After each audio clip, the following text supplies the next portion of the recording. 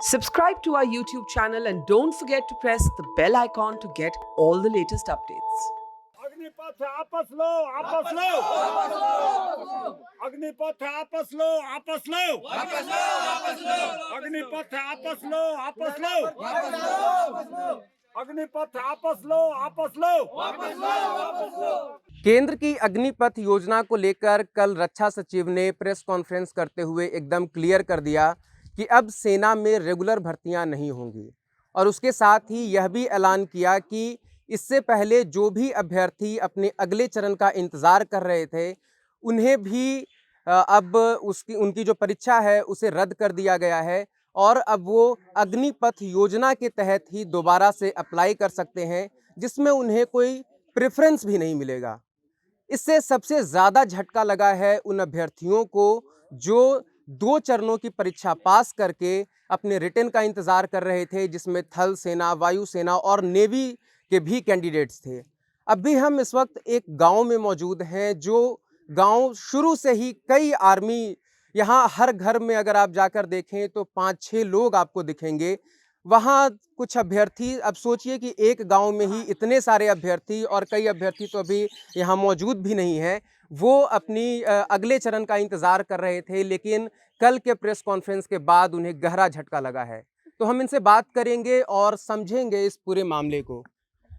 जिस तरीके से कल रक्षा सचिव ने आखिरकार क्लियर कर दिया, आप लोगों को शायद एक इंतज़ार रहा होगा कि जो परीक्षा, मतलब जो बहाली प्रक्रिया अभी चल रही थी, एटलीस्ट उसे तो क्लियर कर दिया जाएगा। लेकिन जब ये चीज़ें, ये जब खबर सामने आई तो मतलब कैसा आपके लिए? हम लोग का बहुत बुरा लगा है जो प्रक्रिया सरकार ने लागू किया है, इससे हम लोग असमर्थ हैं।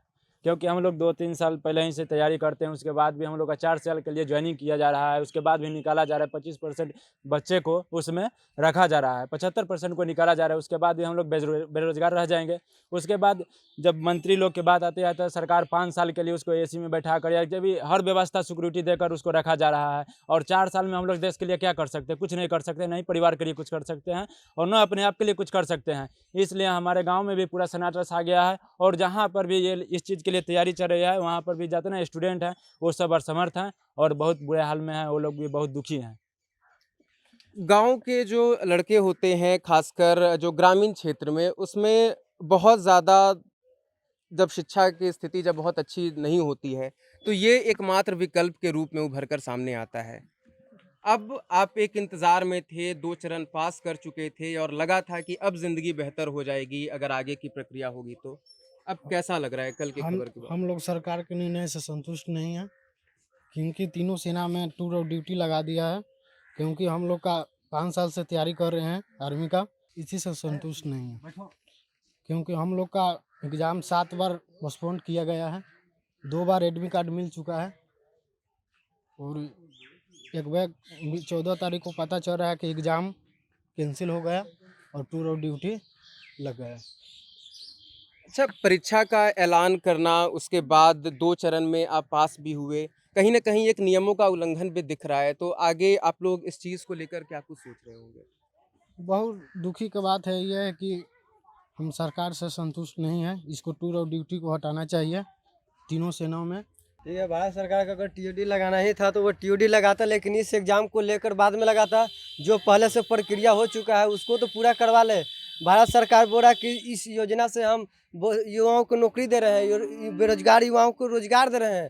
तुम अगर बेरोजगार युवाओं को रोजगार ही देना चाहता तो तुम बोल रहा है कि हर साल 46 साल हम रोजगार को भर्ती करेंगे, जिसमें से 25% युवाओं को हम परमानेंट कर लेंगे और बाकी 75% को हम रिलीज कर देंगे।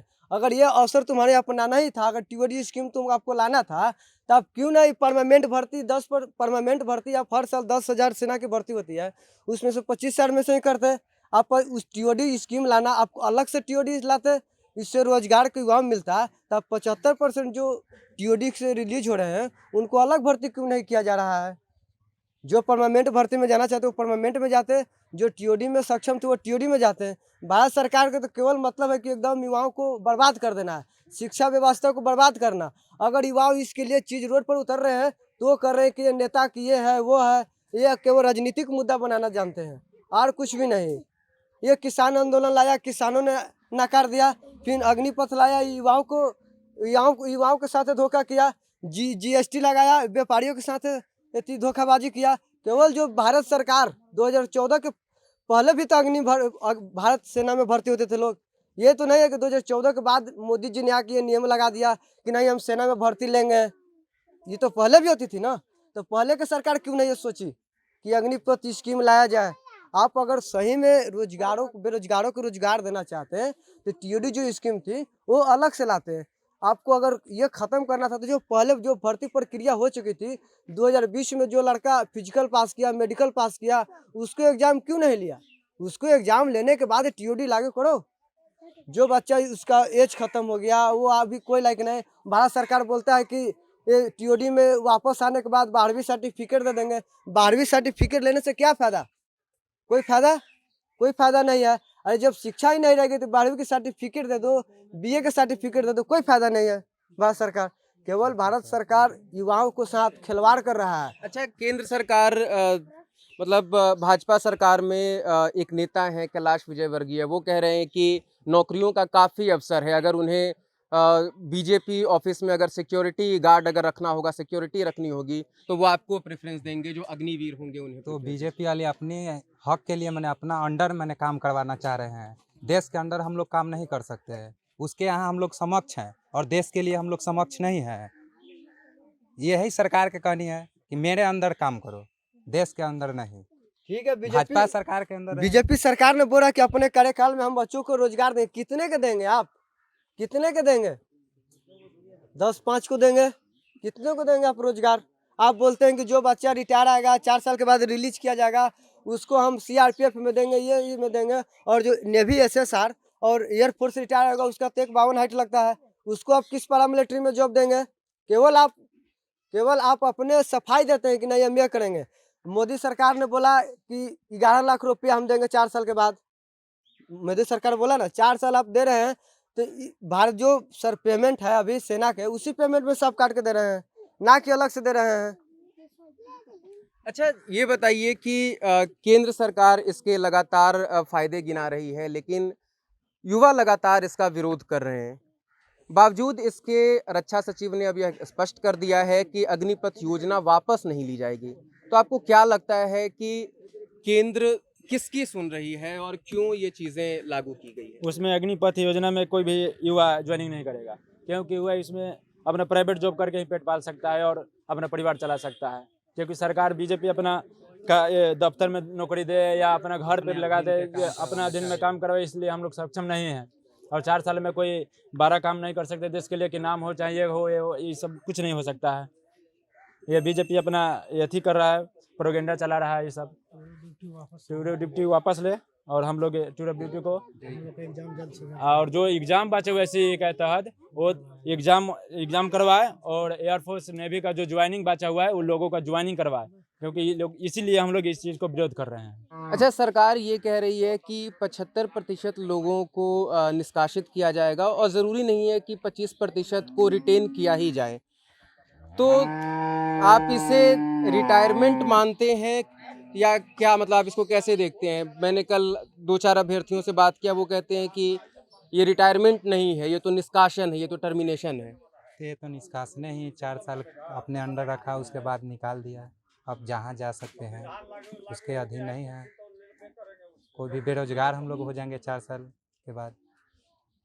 मतलब परफॉर्मेंस के आधार पे अगर 25% लोगों को रखा जाता है, इसका मतलब कि बाकी जो 75% है वो कहीं ना कहीं अयोग्य हैं उनकी नज़र में। उनके नज़र में अयोग है। ठीक, आपने टीओडी सिस्टम आपने लाया 4 साल के लिए, तो जो बोले आपकी हम अमेरिका से लाए हैं, इजराइल से लाए हैं, अगर अदर देश के नाम बता रहे हैं कि यहाँ भी 4 साल की भर्ती होती है, तो वहाँ ऐसा अमेरिका में भी होता है कि एक बार जो प्रधानमंत्री राष्ट्रपति बन जाता है फिर उसके बाद उसको चांस नहीं मिलता है। ये सिस्टम अपना पर भी लागू करो भारत सरकार। और ये जो प्रमुख थल सेना के और वायु सेना और जल सेना के प्रमुख बोल रहे हैं कि नहीं 4 साल वाला स्कीम है जो सही है, तो आप भी देश के 40 साल सेवा कीजिए ना। आप भी देश में 4 साल सेवा करके आ जाइए, रिटायर आ जाइए, आपको प्राइवेट काम कहीं मिल जाएगा। जब भारतीय सेना में जो लोग ज्वाइन कर लिए वो 100% जो बंदा वो 100 योग है, कोई अयोग नहीं है। अगर अयोग रहता तो वो सेना में भर्ती होगा ही नहीं करता। अयोग बंदा के तुम सेना में भर्ती कर सकते हो? नहीं कर सकते हो। तो फिर 75% अयोग कहाँ से हो गया? कहाँ से अयोग हो गया? ये तो आप एथी खेल रहे हैं, युवाओं के साथ खिलवाड़ कर रहे हैं। अगर 100% बंदा जो भर्ती हो जा रहा है वो सब योग्य रहता है, योग्य कोई नहीं रहेगा। भारतीय सेना में जाने के लिए कोई मेडिकली अनफिट नहीं होगा, कोई मेंटली प्रॉब्लम नहीं होगा, कोई फिजिकली इसको दिक्कत तो नहीं आ सकता है 4 साल के बाद। आज हम 4 साल फिट और 4 साल के बाद हम दिक्कत हो जाएंगे, होगा तो 1-2% बंदे जो होते हैं वो घायल हो सकते हैं। अब फिर से आपको नए सिरे से अप्लाई करना पड़ेगा, तो आप कैसे देख रहे हैं कि ये सारा कुछ उम्मीद जो आपने एक देखा था, जिस उम्मीद के साथ आपने तैयारी की थी वो तो अब पूरा टूट चुका है। टूट चुका है। तो जो अग्निपथ में जाएगा अभी इस उम्मीद से नहीं जाएगा। जो कैंसिल 2 साल भर्ती एग्जाम पर उसका भी होगा, उसका तो एज खत्म हो गया। आपने 25 साल तो एज दिया नहीं, अगर 25 साल एज भी देता तो 25 साल के युवा सेना भर्ती में भर्ती नहीं हो सकते हैं, क्योंकि उस सक्षम वो नहीं रहते हैं। 21 से 23 साल के युवा ही भर्ती होते हैं, फिर उसके बाद नहीं आपको थल सेना के दौड़ निकलेगा। दौड़ कोई मजाक की बात नहीं है। माता पिता एक बहुत उम्मीद देखते हैं, कई चीज़ें जब हम ग्रामीण परिवेश को देखते हैं तो ये नौकरी महज एक नौकरी नहीं होती है, पूरे परिवार का सपना होता है। चाहे आप अपना घर बनाना चाहें, चाहे आप अपनी बहन की शादी करना चाहें, बहुत सारी चीज़ें होती हैं। लगता है कि सब कुछ खत्म हो रहा है, सब कुछ टूट रहा है। हाँ, बहुत आस लगा के हम लोग पढ़ाई किए, 10th पास किए, उसके बाद 12th किए और आज दौड़ निकाले थे और रिटन की एग्ज़ाम नहीं हो पाया। इसके लिए हम लोग के 2 साल पहले से तैयारी था और आज भी 2 साल से एग्ज़ाम नहीं हो रहा था। इसी के आस में हम लोग बैठे रह गए और 2 साल से दौड़ छूट गया, तो अब दौड़ थोड़े ही होगा। फिर अब 4 साल लगातार तैयारी करेंगे, उसके बाद ही ना दौड़ेंगे या भर्ती होंगे। थोड़े अब 4.5 या 5 मिनट टाइम मिलता है, उसमें थोड़े निकलेगा। ना कम समय में हम लोग तैयारी कर पाएंगे, नहीं। सरकार से अगर अंतिम अपील आपको करनी होगी, हालांकि अब तो स्पष्ट कर दिया गया है, लेकिन फिर भी अगर एक अपील अगर अपने जैसे कई युवाओं के जो बिहाफ पे अगर आपको करना हो तो आप क्या? ठीक है, अगर मोदी सरकार अगर टीओडी स्कीम लाना चाहता है, इससे देश के युवा खुश रहे तो खुश रहे, लेकिन जो पिछला भर्ती प्रक्रिया हो गया उसका तो एग्जाम करवा लो। उसका एग्जाम क्यों नहीं करवा रहा है? अगर तुमको रोजगार ही देना रहता तो तुम एक लाख बच्चों के साथ खिलवाड़ नहीं करता। 1 लाख बच्चों के एग्जाम लेने के बाद तू टीओडी स्कीम लाता। टीओडी स्कीम लाने से ठीक है, अगर युवाओं को रोजगार मिल रहा है तो पिछला जो युवा 2 साल से इंतजार में है कि नहीं आज एग्जाम होगा, कल होगा, आप एडमिट कार्ड देकर फिर बच्चों को कहते हैं कि नहीं ड्यू टू कोरोना के कारण एग्जाम नहीं हो पाया, ये बोल बोल कर आप 2 साल से बच्चों को टरका रहे हैं। उनका तो एग्जाम ले लीजिए, अपने बाद टीओडी लगाए क्या लगाए अपना बाद में लगाइए ना। अच्छा, कल रक्षा सचिव ने यह कहा कि 4 साल की जब आप नौकरी कर लेंगे तो उसके बाद बहुत आराम से आप टाटा में जा सकते हैं, अंबानी में जा सकते हैं, अडानी में जा सकते हैं। बहुत स्पष्ट रूप से उन्होंने क्या प्रेस अभी कॉन्फ्रेंस युवा में नहीं जा रहा है? अभी युवा नहीं जा रहा है टाटा कंपनी में। कौन कंपनी में युवा अभी नहीं जा रहा? हर चीज में युवा जा रहा है। जिसको नहीं मिल रहा है, थल सेना का जो नौकरी नहीं करा, डिफेंस में नहीं जा पा रहा, क्या उसका प्राइवेट काम नहीं मिल रहा है? मिल रहा है। तब फिर क्या बोल रहे हैं कि अगर 4 साल के बाद युवा रिलीज होता है तो प्राइवेट काम देंगे, ये देंगे। अभी भी युवा कर सकता है प्राइवेट काम। जो अगर नहीं 10th पास नहीं भी कर रहा है वो भी प्राइवेट काम कर सकता है अभी। तो आप क्यों बोल रहे हैं कि हम 4 साल के बाद बच्चों को कंपनी के अधीन हम लोग के माने बेच दे रहा है, दूसरा एथी में भेज रहा है, प्रोत्साहन कर रही है। प्राइवेट कंपनी सरकार को पैसा दे रही होगी कि हमको युवाओं का ज़रूरत है, वो भी और हम लोग आर्मी वाला 3 साल 4 ट्रेनिंग साल बच्चा को रनिंग की हमको तैयारी भेज। करे, इतना मेहनत करके, और इस देश का सेवा न करके बजाय किसी करोड़पतियों अधीन का रह के जाकर काम सेवा करें। करें, उन लोगों का हम पैसा का और किसी की कंपनी किसी सामान का रखवाली करें देश का छोड़कर। हम ये सब कतई हम लोग नहीं करेंगे, ये लोग का ऐसा विरोध तो कर रहे हैं ये हम तो लोग। लग रहा है कि अगर इसको पूरा जो कंपनी वाले ही भारत सरकार को पैसा दे रहे हैं कि आप सेना के बहाने आप युवाओं से ट्रेनिंग करवाइए और ट्रेनिंग दीजिए और 4 साल के बाद कंपनी में आके लग जाए, ताकि मेरा खर्चा नहीं हो कि बच्चों को ट्रेनिंग देने में। भारत सरकार तो ये सोच रही है कि जितना कंपनी अंडानी रिलायंस का कंपनी है, इसमें भारत सरकार अपना तहत से लड़कों को ट्रेनिंग दे रही है और 4 साल के बाद प्राइवेट कंपनी में लगा दे रही है कि प्राइवेट कंपनी वालों बच्चों को ट्रेनिंग ना दे, उनका पैसा बचे। आप उससे कर्ज लेके चुनाव लड़ रहे हैं। तो अंतिम अपील अब क्या रहेगी? सबसे अंतिम अपील यही रहेगी कि 2 साल से जो बच्चे एग्जाम की तैयारी कर रहे हैं उनका एग्जाम ले लीजिए। टीओडी स्कीम लाना है, टीओडी स्कीम अलग से डालिए और जो पुराना भर्ती प्रक्रिया चल रहा है उसको चलाइए। इससे और रोजगार भी बढ़ेगा और युवा भी खुश रहेंगे।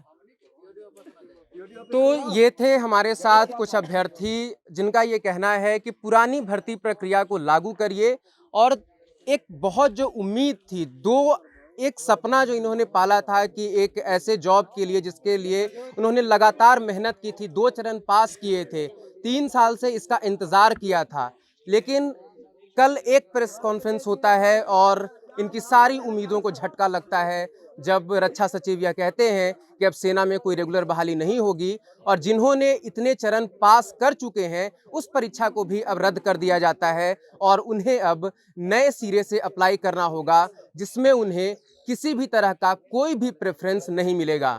तो अब इनकी मांग यही है कि पुरानी प्रक्रिया को लागू किया जाए और डिग्निटी के साथ, सिर्फ 4 साल नहीं, डिग्निटी के साथ उन्हें लगातार देश सेवा करने का अवसर मिले। पहले जिस तरीके से जितने उम्र तक वो नौकरी कर पाते थे, रैंक वाइज जिस तरीके से रिटायरमेंट की उम्र होती थी, वो सारे मौके इन्हें मिले। तो इस तरीके से ये जो मिजाज है यहाँ लोगों का, वो आपको साफ तौर पे देखने को मिल रहा है कि अग्निपथ योजना का वो लगातार विरोध कर रहे हैं। आगे भी ऐसे ही कहानियों को हम आपके सामने लाते रहेंगे। वीडियो जर्नलिस्ट अनूप के साथ मैं ऋषिकेश, पटना से। It's great to see you here. Thank you for watching our work. If you haven't subscribed yet, don't forget to click the bell icon and subscribe to Mojo Story and support independent, robust journalism.